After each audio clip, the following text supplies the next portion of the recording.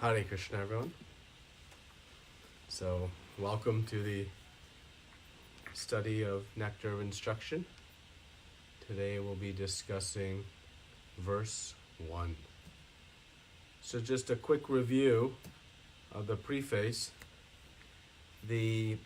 Last week we discussed 3 parts to the preface that Srila Prabhupada has presented. The first is that this Krishna consciousness movement is being conducted under the direction and leadership of Rupa Goswami. We are all Rupa Nugas. Rupa Goswami is a great acharya in our Gaudiya Vaishnava Sampradaya, and Srila Prabhupada understood that the mercy of Chaitanya Mahaprabhu for all of us is coming through the great mercy of Srila Rupa Goswami. And so we offer our obeisances to Rupa Goswami and begging for his blessings so that we may understand the purport of his teachings. The second topic discussed was this first duty in our spiritual affairs, and that is what we'll talk about today. And our first duty is to control the mind and senses. And then the conceptual key of the Nectar of Instruction is that advancement in Krishna consciousness, it depends on the attitude of the follower. And this attitude is the mentality or mindset or consciousness that we have. And this single word that can describe the attitude that Srila Rupa Goswami and Srila Prabhupada are trying to bring us to is this mood of surrender. So we talked about that. So these 3 topics were covered in the preface. And why Srila Rupa Goswami gave us the Nectar of Instruction? It is to guide our activities, to give us a very practical guide of our activities so that we can know how to become Goswamis. And that we'll discuss in detail today. So that we may become pure Vaishnavas and achieve the topmost goal of life and achieve this great happiness and bliss. And finally, so that it'll be easier to make our lives very successful. Every day we are trying to make our life successful. And Srila Rupa Goswami is giving us the exacting formula as he was instructed by Chaitanya Mahaprabhu himself to make our life perfect and successful. And the application of this guide gives us great benefit and success in life. So that's what we discussed last week in brief. So now we'll discuss verse 1, and we'll kind of segment Srila Prabhupada's purport into different parts, and we'll take kind of topic by topic. He has covered many wonderful topics here. So the first thing Srila Prabhupada comments about in verse 1 is this levels of intelligence. So we'll just read the verse before we get started. So, Vacho vegam manasakroda vegam, jiva vegam udaro pashta vegam. Etan veganyo vishaheta dira, sarvam apimam pritivam sashishyat. Translation is, a sober person who can tolerate the urge to speak, the mind's demands, the actions of anger, and the urges of the tongue, belly, and genitals, is qualified to make disciples all over the world. So, this verse 1 is giving us the recipe of how to become a Goswami, giving exactly what it is needed to become self-controlled. Right? So some intelligence is required. Actually, not very much, but some intelligence is required. And Srila Prabhupada opens with this discussion of the 4 levels of intelligence. And he says that the most intelligent person is one who hears something and has full understanding of it. They hear it and they understand it. The second level of intelligence is one who hears something and then sees it and then they understand it. So by hearing and seeing it, they understand it. And the third level is one who hears about something, sees it, experiences it, and then understands it. And the least intelligent, the fourth level, we can say no intelligence, is one who hears it, sees it, experiences it, and still doesn't get it.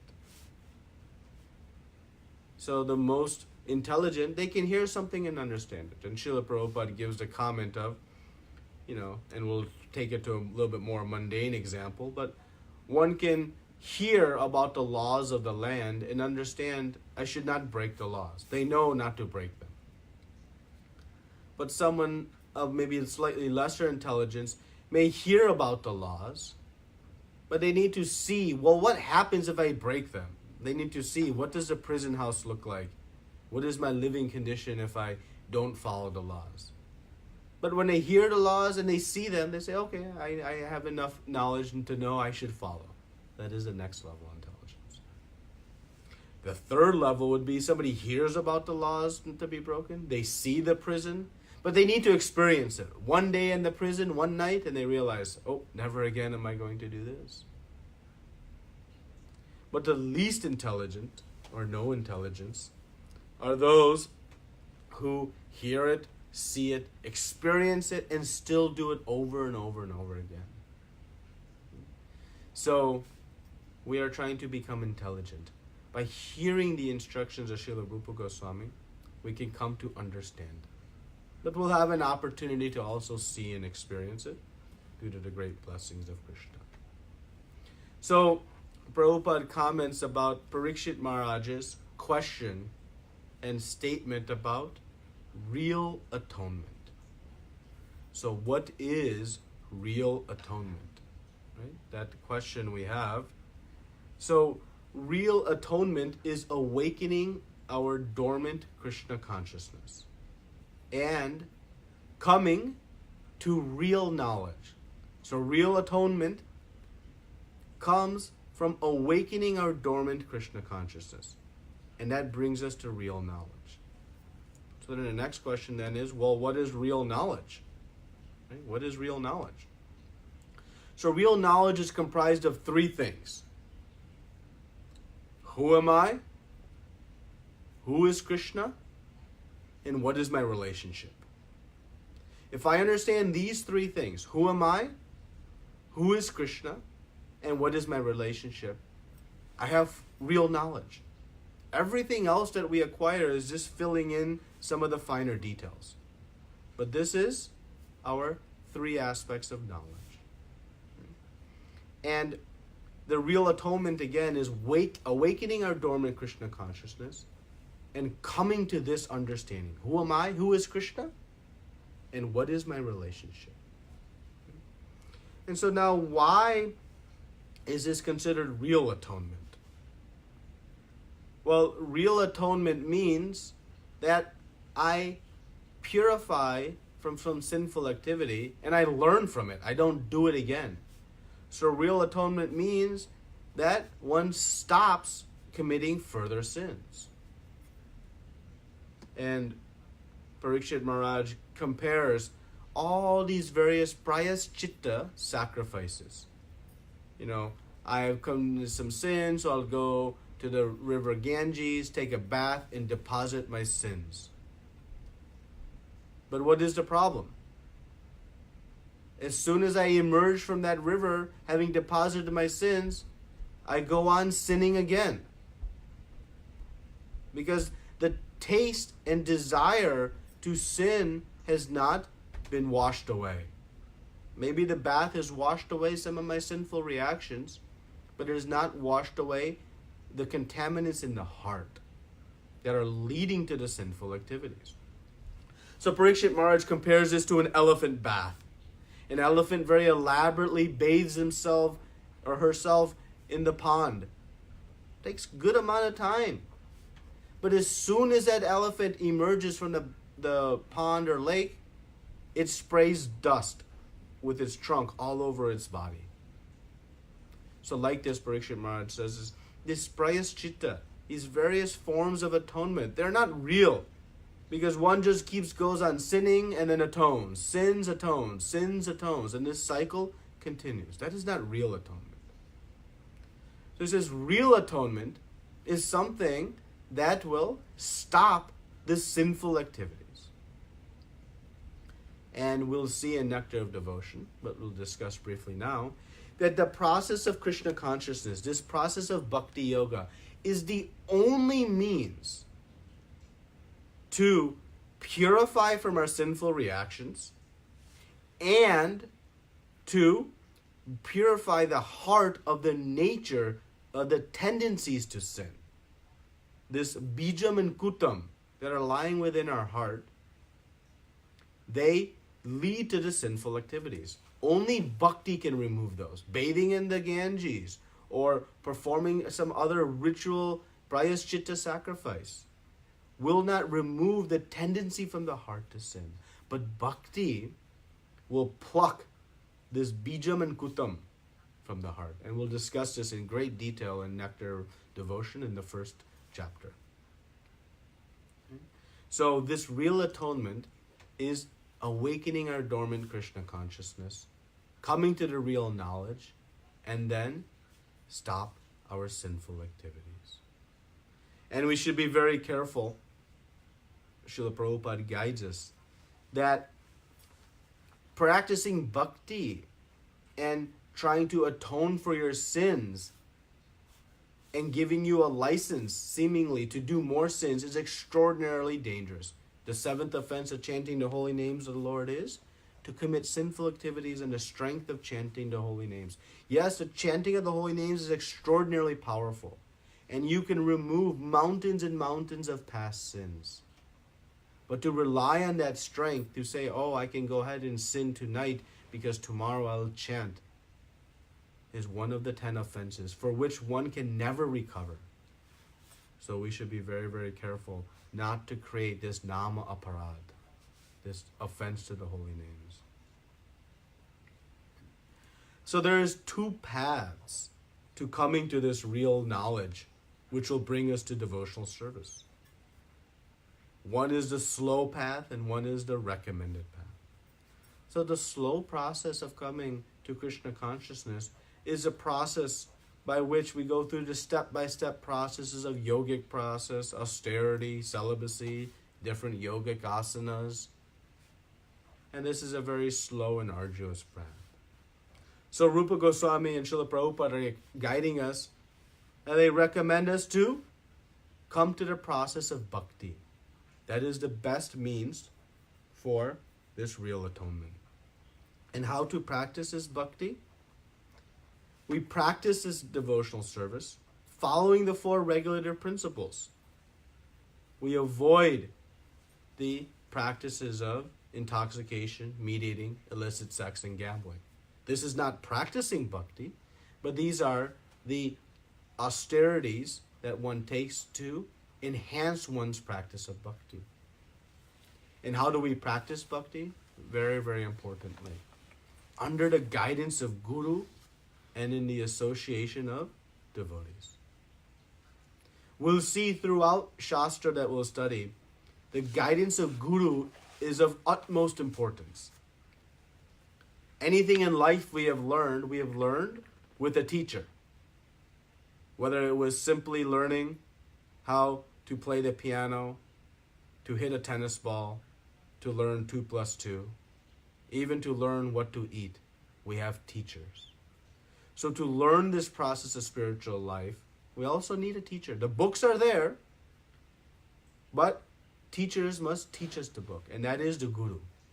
So we must practice our bhakti not according to our own whim or our own understanding, but according to the guidance of Guru. And when we do so in the association of devotees who can inspire us to continue making progress and protect us if we make a mistake or if there are deviations, then we can make very fast progress. So one is extremely fortunate to come in association of devotees, pure devotees, who can bring us this real knowledge so that we can truly atone for our sinful life and also purify, to prevent future from happening. And so this is the easy, fast, and safest process recommended by Rupa Goswami. It is easy because the process of bhakti culminates in chanting of the holy names. It is fast because it is extraordinarily powerful. And it is safe because we obtain the mercy of Krishna in all of our Guru Sampradaya to help us in this process. So this is the recommended path. So now we'll talk, Srila Prabhupada next moves in the purport 2, discussing the specific urges that are discussed in this verse. Vacho Vegam, Manasa and Krodha Vegam, Jiva and Udaro Pashta Vegam. These 6 things we must try to control. So control, this is very important, means not to stop these urges. Control means to use these urges in positive means.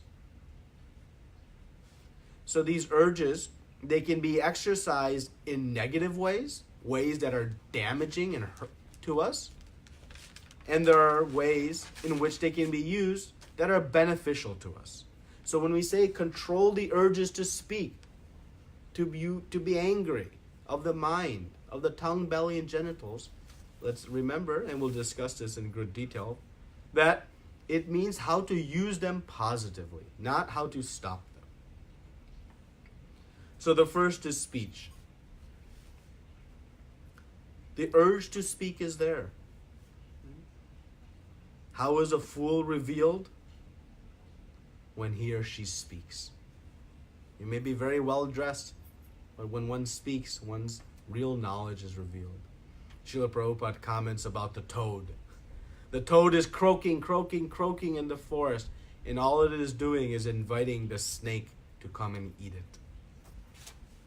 So like this, the urge to speak is there. It is a natural instinct. But we should think and be careful not to speak about material matters, like that frog, but to speak on Krishna. Silence is not really a good option because it's not sustainable. It's not something we can do long term. This renunciation really means to use what we have in Krishna's service. So we have an ability to speak, so we should use it. And what should we speak on? We should speak about Krishna Katha. All else is useless. We should speak about Krishna's names, his forms, his pastimes, his qualities. In the verse later presented in this purport, Prabhupada quotes the verse from Srimad Bhagavatam, which in essence says, words not used to describe Krishna are places of pilgrimage for crows. A very vivid description. So our only urge to speak is to speak about Krishna. And how to be able to speak about Krishna? We have to first hear about him. So Shravanam leads to Kirtanam. We hear about Krishna and we speak about Krishna. So we should, just a quote from the purport that I really liked. Quote, engage our speaking powers solely for the purpose of realizing Krishna consciousness. End quote. That is a statement Srila Prabhupada makes in this purport. So the urge to speak is there, but we'll use it intelligently. And Rupa Goswami in the next verse will caution us about this prajalpa, speaking about nonsensical activities, and how that is very detrimental to our process of bhakti. So we have a tongue to speak, use it to speak about the Supreme Lord. Next, the mind. The mind is a very powerful substance. Powerful substances can be both beneficial and detrimental. Fire is very powerful. Fire can be very beneficial for making things, for cooking things, but it can also be very dangerous. It can burn a home or a hand or something. So like that, the mind is very, very powerful. And this idea to empty the mind is not very realistic. We may temporarily try to suppress our thoughts, but the more we try to suppress the thoughts, the more active they rage. So this idea of suppressing the thoughts is not really practical. So what is practical is to fill the mind with Krishna. And Prabhupada gives the analogy of the sun. Krishna is the sun and Maya is darkness. Wherever there is sun, there cannot be darkness. So wherever there is Krishna, there cannot be Maya. So how to get rid of all the material desires in our mind? We fill the mind with Krishna. We start to think about Krishna. Use the mind to remember His wonderful pastimes, to remember and think about His wonderful qualities, His beautiful form, His many numerous names. So to control the mind means to bring Krishna into the mind. And thus, no darkness will present. Once Krishna enters the mind fully, there'll be no room for anything else. Just like when the light comes on in the room, there is no scope for darkness. So this is controlling the mind. Next, anger. Anger is there. Krishna explains in Bhagavad Gita, anger is just result of our uncontrolled lust, our material attachments. We have so many desires, they get frustrated because we don't achieve our desires, and we become angry. So anger must be controlled, krodha. But anger has also a very positive application. Anger used in protecting the insults of a devotee or the Lord is a authorized use of anger. We don't get anger when someone insults us or harms our reputation. But anger used to protect Krishna and his devotees is fine. Anger used to protect our false ego is not. And we see many examples of devotees exhibiting anger to protect. Chaitanya Mahaprabhu himself will be celebrating the wonderful appearance day tomorrow of Lord Nityananda. Though he came in the mood of compassion, he became angry at Jagai and Madai because Madai had hit Nityananda with the wine pot. And he was ready to kill him instantly, were it not for the mercy of Lord Nityananda. Prabhupada quotes comments about Lord Hanuman, a great, great devotee of Lord Ram, yet lit all of Lanka on fire due to the atrocities of abducting Mother Sita. To protect his devotee, one uses anger. Right? Srila Prabhupada exhibited animation and maybe some forms of anger, in protecting ISKCON, in protecting the temples, protecting his disciples, protecting the reputation of Krishna. Okay? So anger has its application, but it must be used very nicely. But with respect to ourselves, we must be tunadapi sunichena tarodapi shahishvana amanina manadena kirtaniya sadahari. Chaitanya Mahaprabhu said we must be tolerant. Tolerant like a tree. If somebody insults us, we should not become angry. We should not become agitated like the tree. If you go up to the tree and call it ugly, it will still give you a fruit. It will still give you shade. It will still even give you its limb if you want to cut it and light it on fire to give you heat. Like that, we should have great tolerance. So our anger should not become evoked due to personal selfish interests. And when we become angry, we should diagnose, that is not good. But again, anger in the mood of protecting Krishna and his devotees may be exhibited. So we should be very careful with anger. There's a lot we can talk about this. Krishna speaks in the Bhagavad Gita that anger is one of the 3 gateways to hell. Because I can assume and ascertain, based on experience, that nobody makes a good decision when they're angry. So we should control it. Next, controlling the tongue. We talked about the urge to speak. So this controlling of the tongue, it refers to what we eat. We want to eat so many things.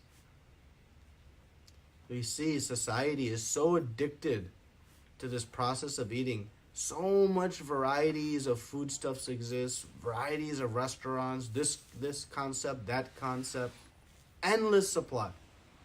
Because this urge to eat is very strong. We are not going to stop the urge to eat, but we should come to the point of only eating Krishna Prasad. And we should also eat in regulated manner, regulated times, regulated quantities. Even opulent prasadam, overindulgence of opulent prasadam can be dangerous.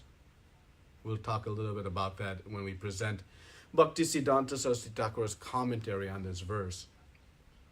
But Chaitanya Mahaprabhu, we know, he was very pleased to see how Raghunath Das Goswami honored prasadam.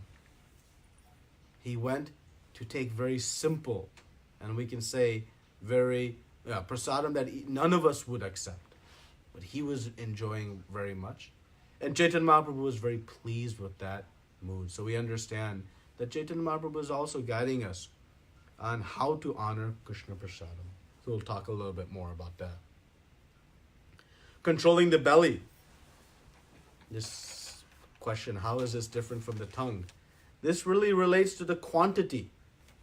Right? The tongue has an urge to eat very nice foods and very, not nice foods, very bad foods. But the belly, controlling the belly relates to how the quantity of foodstuffs we eat. So we eat what is sufficient to keep the body functioning very nicely, so that the body may be used in the service of Krishna. So we eat what is sufficient, what is needed to keep the body functioning. We should not undereat also, and we should not overeat. And finally, the genitals. They must be controlled. They may be used in the service of Krishna by begetting Krishna-conscious children. Prabhupada says, even married life is not a license for unrestricted use of the genitals. They are to be used for the propagation of Krishna consciousness by bringing Krishna-conscious children into the world. So even the process of thinking or planning or talking about illicit affairs is prohibited. So these are the 6 urges, again, to speak of the mind, anger, tongue, belly, and genitals. That Rupa Goswami is saying we should bring into control. And again, control doesn't mean to stop, but it means to engage positively. So there are beneficial engagements and negative engagements. So now let's discuss Bhaktisiddhanta Saraswati Thakur's. In his Anuvritti explanation of this Upadeshamrita, he kind of categorizes these 3 urges a little bit differently, but in the same way ultimately, and he gives some nice explanations. So Srila Prabhupada transitions in the purport to this discussion. So you may have noted he spoke about the 6 urges and then kind of comes back to some of them again. And this is in relation to presenting Bhaktisiddhanta Saraswati Thakur's presentation. So Bhaktisiddhanta says that 3 urges, they develop when we identify with the material world. When we think we are this body, these 3 urges develop. And he says that they're very dangerous for us. Why are they dangerous? Why is it dangerous to associate with the material world? Unless we understand the dangers, we'll not become fearful of it. If I don't know the dangers of a pot of boiling water, I won't be fearful of associating with that pot of boiling water. So understanding the dangers of the material world is beneficial for us. It is not a scare tactic. It is a loving tactic to protect us. To explain the dangers of boiling water, you would consider that to be very beneficial knowledge to protect us. So similarly, when we speak about the dangers of the material world, some will try to argue, oh, you're being negative, or you're trying to scare people. No, it is not that. But we should understand that when we succumb to the urges driven by this identification with the body, it leads to sinful life. They become so strong, even though I know I should not slit the throat of this animal to satisfy the urge of my tongue, I'll still do it. Because the urge becomes so strong, even though I know I should not exact anger against my neighbor for playing music too loud, I still do it. So these urges become so strong that they lead to sinful activities. And sinful activities lead to sinful reactions. And what does sinful reactions lead to? Suffering. So the danger is it leads to our suffering and our misery. So the three urges are the urge to speak, the demands of the mind, and the demands of the body. And Bhakti Siddhanta Saraswati Thakur comments that we should control these by some tapasya. So a little bit of austerity is required. Not a lot, but some austerity to control these urges. So we spoke about the urges to speak and demands of the mind. So we'll spend a little bit more time on this third, which is the demands of the body. And we see that the demands of the body are the tongue, belly, and genitals. And they form this straight line in our body. And this is very helpful for us to understand that sometimes controlling these might seem very difficult. But we understand that if you control the tongue, automatically the belly and genitals will come under control. So it starts with controlling the tongue. And we talked already how to control the tongue. Eating prasad. Bhakti Vinod Thakur in his prasadam prayers, we chant this every day, but do we know what we are actually chanting? We are saying of all the senses, the tongue is most voracious and difficult to control. But what happened? We have been given this wonderful prasad. You have sent this nice prasad to help us conquer the tongue. This is what we chant in our prasadam prayers. So, controlling the tongue is the process of eating Krishna prasad. And we see Srila Prabhupada conquered so many people. He started this whole movement by distributing prasad. His ISKCON bullets, wonderful gulab jamuns, were piercing the heart and purifying of all these contaminants. So prasad is very, very powerful. But we should also be conscious of how we honor prasad. It is not eating prasad, we honor prasad. It is the direct mercy of the Lord. Chaitanya Mahaprabhu advised us that we should eat simple prasad. Sometimes we prepare very opulent offerings for Krishna, but in reality, we are relishing when we will honor those opulent offerings.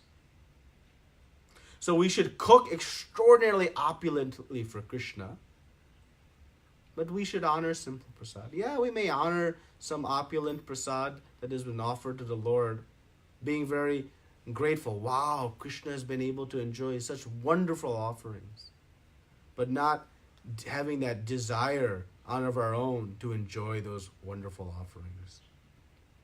Okay? So we offer nice foods so that Krishna can eat, not offering nice foods to Krishna so that we can eat. Sometimes we make this mistake.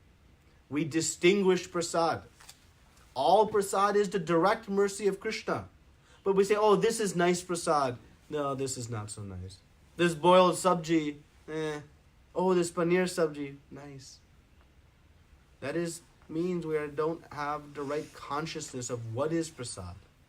All prasad contains the nectar of Krishna's lips. And so we should be very careful not to become offensive to prasad also by thinking, oh, this is nice prasad, this is not nice prasad. Borijan Prabhu in his lecture makes the statement very nicely. It's a quote. We should eat to live, not live to eat. The purpose of eating is to sustain the body. But as we see around us, and maybe in some ways our own life, we live to eat. What I'll eat next. So controlling the tongue is very important. And then by controlling the tongue, we bring the belly in control. Controlling the belly again means quantity. And the recommended austerity here is that we should observe the fasting of Ekadashi. Yesterday was the fasting of Ekadashi. We must follow Ekadashi. Chaitanya Mahaprabhu said this is one of the only austerities that is a must austerity for us. So observing the Ekadashi Vrat is very, very important for us in practicing our Krishna consciousness. Even on Ekadashi, we honor so many opulent prasad. That's still okay. But we must honor this fast and follow this fast. It is very, very important for us in our Krishna consciousness. It cannot be overemphasized. And also fasting on the various appearance days. Tomorrow is the appearance day of Lord Nityananda. We should observe the fast very nicely until noon. Chanting extra rounds, engaging in additional devotional service, and observing a little bit of austerity. Don't worry, Krishna Janmashtami is coming up later. That has more austerity. But if we follow the fast of Lord Nityananda, follow the fast of Gauranga Mahaprabhu, then the fast of Krishna and Lord Krishna and Janmashtami becomes actually very easy. So, controlling the belly means to limit the foodstuffs we'll take. And then finally, the genitals, as we talked about. This is used in the service of Krishna. So if we control the tongue, everything else will fall into place. So Bhakti Siddhanta Saraswati Thakur was guiding us that by identifying with the material body, these urges will develop. And they're very dangerous for us. Because they lead to sinful life, which will lead to our suffering. So, bring them under control. Control what we eat. By taking this stance, everything else will come in time. Okay. So, the conclusion of this verse, Prabhupada ends the purport by speaking about who is a real Goswami. Go means senses, and Swami means master. We must become a master of the senses. Goswami is not a title or a birthright or something that is given after some process is followed. No. We become Goswami by controlling the senses. We can serve only one master. Either we can serve Krishna's senses or we can serve our own senses. That is the only choice. Either we serve Krishna's senses or we serve our own. If we serve our own senses, we become Godasa. We become a servant to our senses. But if we serve Krishna's senses, we become Goswami, a control of our senses. Krishna is Rishikesha, the owner of our senses. So they must be deployed in the service of Krishna. So there is unfortunately no real in-between. Either I'm practicing my Krishna consciousness or I am not. In Bhagavad Gita, 16th chapter, Krishna says, you're either divine or a demon. It's very stark. He says there's divine and demoniac. Either you follow Shastra or you don't. That is it.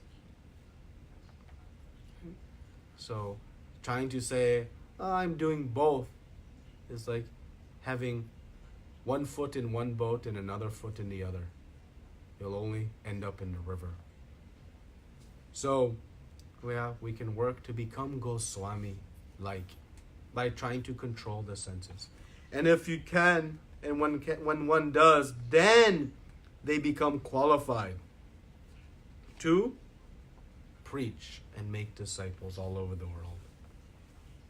So, this is the opening instruction Srila Rupa Goswami has given us of the importance of controlling these 6 urges that come under control by positive engagement, not by trying to stop them.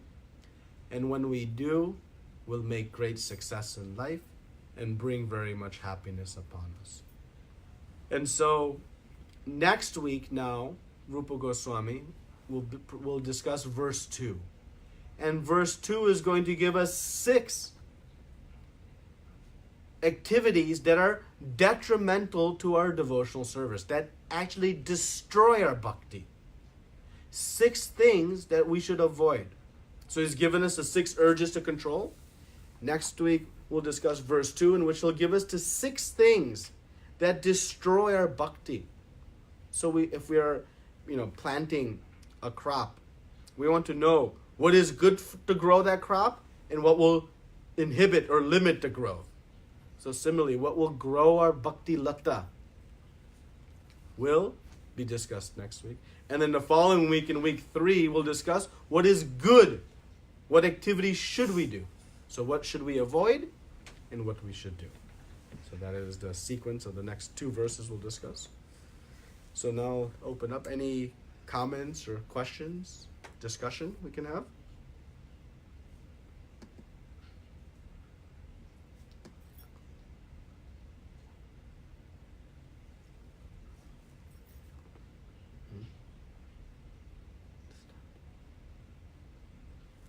Hare Krishna, but your speakers and microphones on. I'm not hearing you. I think you're speaking, but.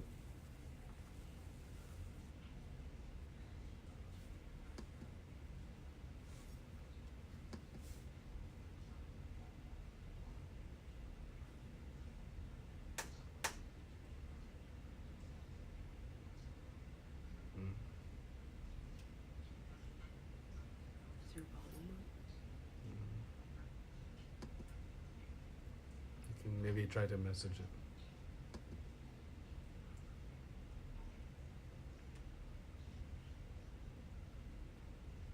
Or maybe it's mine. I'm not hearing.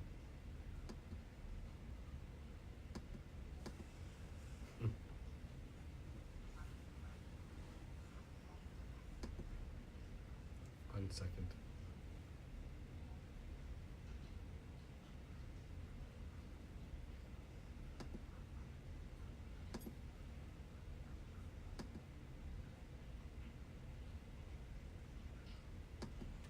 Call has been forwarded to an automated voice messaging system. Okay. Prabhuji is Hare saying Krishna. to answer questions in the WhatsApp group. Okay, I can hear now. Sorry. That was my speak. Okay. Prabhuji, Hare Krishna Prabhuji, Hare that was Krishna. Pranam. Yes, Hare Krishna. So we were answering the questions we were doing the questions for the first verse, right, Prabhuji? The last question said that the 6 rasas of the tongue. I read that whole paragraph like at least 4 or 5 times, but I couldn't find 6 rasas. I found 4 or maybe 5. But are there like 6 bullet points like what those rasas are? Because it was not very clear on what the rasas of the tongue were. Yeah, so in the study guide, there is a presentation in the bottom of that diagram that talks about the different types of foods. And so Srila Prabhupada describes it in quite summary form, but in the study guide there is a discussion of the 6 rasas. So the rajasic foods, the tamasic foods, even sattvic foods. So like that. It is described, so you can see it there. Okay, that was my question. Hare Krishna. Right. One question. Yes?